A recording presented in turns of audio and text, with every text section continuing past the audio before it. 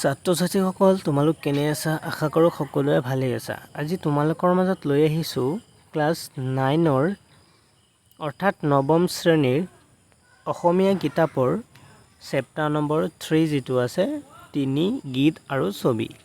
ঠিক আছে, তাৰ পৰা কেইটামান তোমালোকৰ কাৰণে এক্সামত কমন অহা অৰ্থাৎ পৰীক্ষাত কমন অহা কুৱেশ্যন এনচাৰ আজি এইটো ভিডিঅ'ত তোমালোকক সহজতে ক্লিয়াৰ কৰি দিম। ঠিক আছে, তো ছাত্ৰ-ছাত্ৰীসকল বলা ভিডিঅ'টো ষ্টাৰ্ট কৰোঁ। প্ৰথমতে চোৱা, তোমালোকে 1 নম্বৰত আছে চমু উত্তৰ দিয়া। ঠিক আছে, এতিয়া তোমালোকে 1 নম্বৰটো চোৱা, নম্বৰটো কেনে গীত আৰু কেনে ছবি কোনেও ভাল নুবুলে। ইয়াৰ উত্তৰটো চোৱা, যিবোৰ গীত সকলোৱে বুজি নাপায় আৰু যিবোৰ ছবিৰ মূল সকলোৱে ধৰিব নোৱাৰে তেনেবোৰ গীত আৰু ছবিক কোনেও ভাল নুবুলে। তাৰপিছত নেক্সট খটো চোৱা, সদায় কাণেৰে শুনা আৰু সৰু কথাটিয়ে কেনেকৈ আমাৰ প্ৰাণ টানি ধৰে। ইয়াৰ উত্তৰটো চোৱা, সদায় কাণেৰে শুনা আৰু সৰু কথাটিয়ে গীতৰ ৰূপ লৈ আমাৰ প্ৰাণ টানি ধৰে।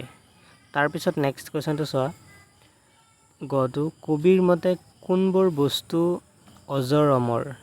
এইটো উত্তৰটো চোৱা, নিজম ভাৱ গতিৰ সকলোবোৰ কৌশল বিদ্যাকে কবিয়ে অজৰ অমৰ বুলি কৈছে।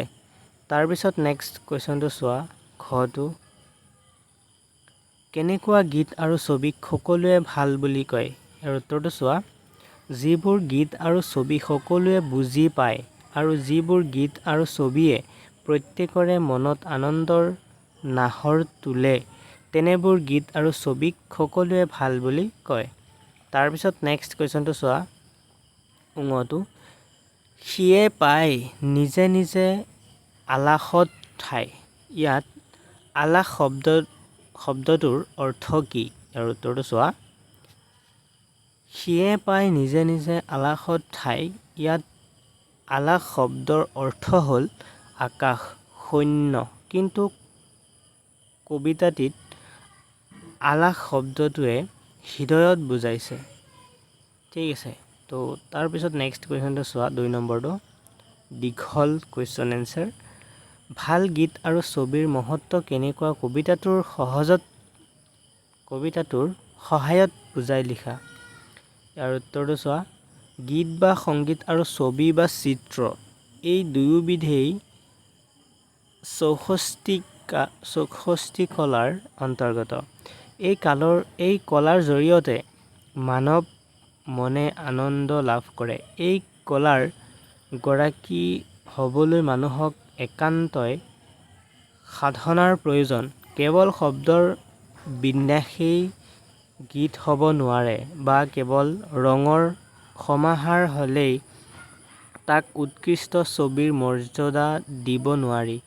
যিবোৰ সুৰীয়া শব্দই সাধাৰণ হৃদয়ত আনন্দৰ জোৱাৰ তুলিবলৈ সক্ষম হয় তাকে গীত বুলি কোৱা হয়। আনহাতে যিবোৰ চিত্ৰই মানুহৰ মনত প্ৰশান্তিৰ ভাৱ জগায়, যিবোৰ চিত্ৰ সৰ্বসাধাৰণে বুজি পায় তাকে মহ্যচিত্ৰ বুলি কোৱা হয়। অৰ্থাৎ ভাল গীত আৰু ছবিয়ে প্ৰত্যেকৰে মনত আনন্দৰ সৃষ্টি কৰে। তাৰপিছত নেক্সট 3 নম্বৰটো চোৱা, সদায় চকুৰে দেখা পাঠটি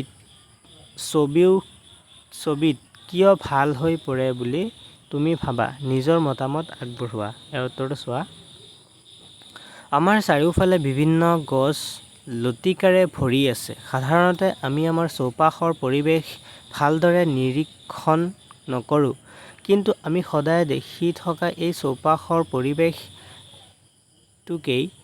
যদি কোনো চিত্ৰকৰে ৰং তুলিকাৰে আমাৰ আগত দাঙি ধৰে আৰু তেতিয়া তাত অনিন্দ্য সুন্দৰ সৌন্দৰ্য দেখিবলৈ পাওঁ। ইয়াৰ দ্বাৰা কবিয়ে আমাক ক'বলৈ বিচাৰিছে যে যিকোনো সাধাৰণ বস্তুকে কলাত্মক ৰূপেৰে অসাধাৰণ ৰূপে দাঙি ধৰিব পাৰি। অৰ্থাৎ কলাৰ জৰিয়তে সকলোতে অসাধাৰণত্ব আৰোপ কৰিব পাৰি। তাৰপিছত নেক্সট 4 নম্বৰটো চোৱা, কেনেকুৱা গীত আৰু ছবি কোনে ভাল নুবুলে আৰু কোনবোৰ গীত আৰু ছবিক সকলোৱে ভাল বুলি আদৰি লৈ আলাসত ঠাই দিয়ে নিজৰ ভাষাৰে বৰ্ণনা কৰা। তো ছাত্ৰ ছাত্ৰীসকল এইটো এনচাৰটো চোৱা, উত্তৰটো কবি দুৰ্গেশ্বৰ শৰ্মাদেৱে তেখেতৰ গীত আৰু ছবি নামৰ কবিতাটিত প্ৰকৃত গীত আৰু ছবিৰ সৰ্বজনীন আবেদন আৰু মহত্বৰ কথা ক'বলৈ গৈ কৈছে যে যিবোৰ গীত সৰ্বসাধাৰণে বুজি নাপায় আৰু যিবোৰ ছবি আহৰণ কৰিব নোৱাৰে, ফলত তেওঁলোকৰ হৃদয়ে কোনো আনন্দ অনুভৱ কৰিব নোৱাৰে, সেয়েহে তেনেবোৰ দুৰ্বোধ্য গীত আৰু ছবিক কোনোৱে ভাল নুবুলে বুলি কবিয়ে কৈছে। আনহাতে যিবোৰ গীত আৰু ছবিয়ে